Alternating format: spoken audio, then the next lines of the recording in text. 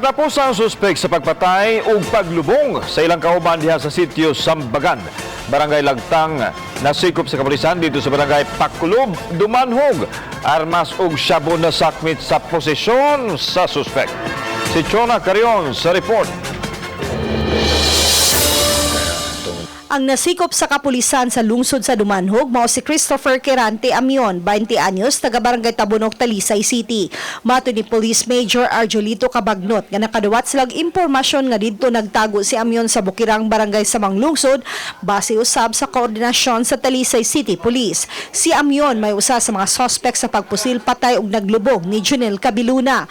Una nang nadakpan ang upat niya ka mga kauban. Nasakmit gikan niya ang 38 kalibre nga armas, pinakiting shabu tiket na unta sa iyang pagsibat padung sa Mindanao. Pagpadung pa lang namo, medyo wa siya mapakali.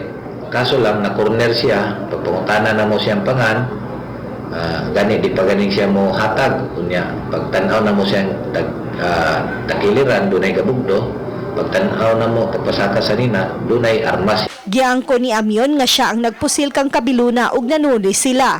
Apan niyang gimakak nga miyembro sila sa gun for hire. Nauto na mo tulis eh. Ha? Nauto ang mo na tulis kung mga ibatay.